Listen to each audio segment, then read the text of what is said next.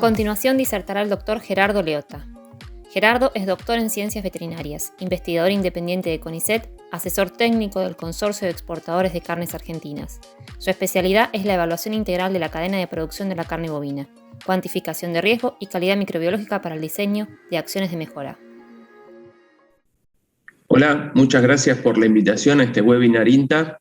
Mi nombre es Gerardo Leota, soy investigador independiente de CONICET y tengo como lugar de trabajo el Instituto de Genética Veterinaria, una unidad ejecutora de doble dependencia, CONICET, Universidad Nacional de La Plata. El día de hoy me voy a referir a la aplicación de algunas intervenciones para reducir la carga bacteriana en plantas frigoríficas bovinas.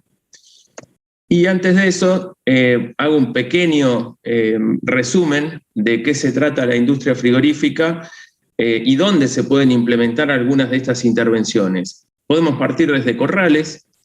Corrales es donde llega la hacienda y hasta que esta ingresa al área de faena. En faena es donde se produce la insensibilización, el sacrificio y el cuereado hasta que tenemos como producto terminado una media res. Esa media res pasa a cámaras, donde va a sufrir un proceso de maduración de aproximadamente unas 24 horas, y luego de ese tiempo la media res se cuartea. Esto quiere decir que se divide en trozos. Esos trozos pasan después al área de despostada, estoy hablando de un ciclo 1, ciclo 2, y en el área de despostada el producto final van a ser cortes envasados al vacío, generalmente en cajas que pasan luego a depósitos. Y en esto me estoy refiriendo a un frigorífico que tiene un sistema de aseguramiento de la calidad y que tiene como destino un producto de exportación. Acá vemos una foto de corrales, cumpliendo todas las características para establecer claramente y respetar el bienestar animal. Esta es una playa de faena. Acá podemos ver una foto de cámaras. De cuarteo, lo que se hace precisamente es separar la media res en 2, en 3 o en 4 cuartos, depende el destino del producto, el tipo de corte que se quiere obtener y la distribución. De allí los cuartos pasan al área de despostada, donde se van a separar los distintos cortes, se va a quitar el hueso en muchos de ellos, y después el producto final de esa etapa son cajas que pasan a depósitos que pueden ser congelados o refrigerados. Refrigerados estamos hablando de entre 1 y 2 grados, y depósitos de congelado que están por debajo de 18 grados. Todo este proceso tiene que estar garantizada la calidad, la inocuidad, mediante un sistema de aseguramiento de la calidad, que generalmente lo que se utiliza es un análisis de peligros y puntos críticos de control. Por supuesto que se respetan las buenas prácticas y todos los requisitos establecidos en un sistema de aseguramiento de calidad.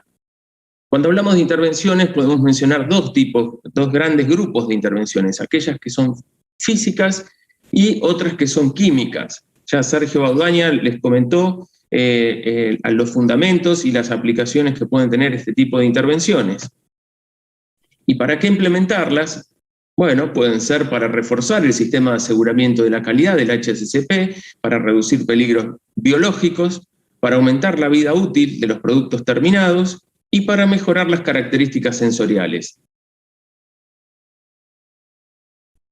Ahora sí que quisiera compartir algunas premisas sobre intervenciones en la industria frigorífica. Primero, tenemos que considerar que tienen que estar aprobadas por la autoridad sanitaria. En Argentina, la autoridad sanitaria es SENASA, Servicio de Calidad Agroalimentaria, de Sanidad y Calidad Agroalimentaria de Argentina, dependiente del Ministerio de Agricultura de la Nación. Después tenemos que pensar que se utilizan para reforzar el sistema de HACCP y no para enmascarar malas prácticas. Entonces esto hay que dejarlo muy claro. Ya se aplican buenas prácticas, se aplica un sistema de aseguramiento de la calidad y aplicamos intervenciones para reforzar ese sistema. Debemos considerar que ninguna intervención es 100% efectiva.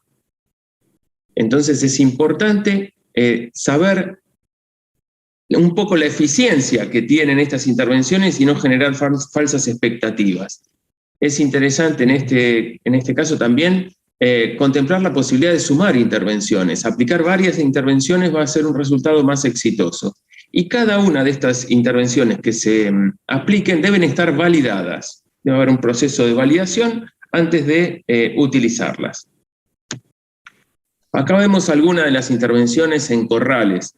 Se trata del lavado de los animales y en distintos lugares del mundo se utilizan o se aprueban productos para el lavado. Por supuesto que respetando el bienestar animal, siempre se mojan las patas o el vientre, que es donde están más contaminados o con mayor carga de materia fecal.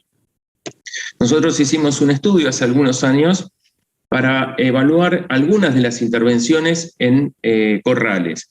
Probamos agua electroactivada, agua clorinada, un producto comercial combinado que se llama Isoclor, y agua ozonizada en distintos lugares, en distintos momentos de la línea de producción en frigorífico. Y aquel que nos dio mejor resultado fue el agua electroactivada en 100 partes por millón. Cabe aclarar que el agua electroactivada no tiene ni olor, no tiene sabor, no mancha, no deteriora las instalaciones. Es una muy interesante aplicación para el lavado de hacienda previo al ingreso a la faena. Y ahora sí les comento algo de lo que está aprobado, de las intervenciones que están aprobadas. En el año 2014, mediante resolución 247, SENASA define claramente a los agentes de descontaminación. Y acá me permito leerlo. Se entiende por agentes de descontaminación de las superficies de las canales o carcasas aquellos elementos físicos, por ejemplo, vapor de agua y vacío, o químicos, ácidos orgánicos diluidos en su composición, condiciones, proporciones y métodos de aplicación aprobados por SENASA, que tienen por objeto disminuir la carga bacteriana en todas las especies de faena permitida, pudiendo aplicarse luego del lavado y escurrido previo al enfriado. Y en este sentido podemos ver la aplicación de vacío y vapor sobre un animal que ya fue sacrificado, sobre el cuero. Esto es muy interesante y en ensayos que hemos realizado pudimos demostrar que se redujo hasta 3 órdenes logarítmicos la carga bacteriana sobre la línea de apertura del animal cuando se va a hacer el cuereado. Esto favorece muchísimo y evita la contaminación desde el cuero a la carne. La misma intervención, ya sin el cuero del animal, en otro lugar de la línea de faena, se aplica en lugares definidos, como puede ser la línea de aserrado de media res o en los cortes del cuarto trasero, que pueden llegar a tener alguna contaminación. Entonces, con esta intervención, lo que se hace es quitar cualquier tipo de un pelo o algo que haya quedado del cuero sobre la media res y se aplica vapor de agua. En el año 2015, y luego de una serie de trabajos realizados con Escherichia coli, productor de toxina Giga, y después de determinar cuál era la presencia de este grupo bacteriano en medias reses y en productos cárnicos de la Argentina, también por presiones de los mercados exigentes como puede ser Estados Unidos y particularmente la Unión Europea, hicimos un monitoreo de Escherichia coli y vimos que con un sistema de aseguramiento de la calidad y buenas prácticas no era suficiente para mantener el criterio que estaba estableciendo la Unión Europea, algunos puertos de frontera de la Unión Europea, de tolerancia cero a ESTEC, a Escherichia coli, productor de toxina Giga, todos los serotipos. Acá no se discriminaba, todos los serotipos. Entonces, trabajamos con base en la resolución de SENASA y hicimos una validación en planta de 9 intervenciones. Estas intervenciones fueron agua caliente, que si bien en la resolución de presidencia de SENASA habla de vapor de agua y no de agua caliente, en las últimas semanas habría sido aceptado por SENASA la utilización de agua caliente directamente y no vapor de agua. Entonces, nosotros en este trabajo utilizamos agua caliente a 82-87 grados centígrados durante 3 a 4 segundos con una cabina automatizada. Otra de las intervenciones fue el agua electroactivada, con 43 a 64 partes por millón. Acá la aplicación fue manual, con mochila. En la tercera intervención fue ácido láctico al 2%, a temperatura ambiente y con arco. En este caso, la aplicación del ácido láctico fue luego de un oreo continuo. Al finalizar el oreo continuo, o sea, la media red llegaba escurrida de agua en un oreo que tenía una duración de aproximadamente 30 a 40 minutos. La cuarta intervención fue ácido láctico al 3% con una cabina automatizada y el ácido láctico a unos 45 55 grados centígrados, como indica el elaborador del ácido, el proveedor del ácido. En la quinta intervención, ácido láctico al 2% a temperatura ambiente, aplicado manual. Sexta intervención validada en este estudio fue el ácido cítrico al 2% a temperatura ambiente y con arco. La séptima intervención fue ácido acético al 2% a temperatura ambiente y manual. La octava, ácido acético al 2% a temperatura ambiente y con arco. Y la última, Inspect, que es un producto comercial al 0,2% con una cabina automatizada. De estas, con las que tuvimos mejor resultado para disminuir la presencia de STEC y el recuento de enterobacterias, Escherichia coli, coliformes genéricos, fue, en primer lugar, el ácido láctico al 2% a temperatura ambiente y con arco. Esto es importante destacar que lo que mencioné anteriormente, la aplicación del ácido se dio luego de un oreo continuo, la media res estaba escurrida. Y además el volumen de ácido que se aplicó en esta instancia fue de casi 3 litros por media res.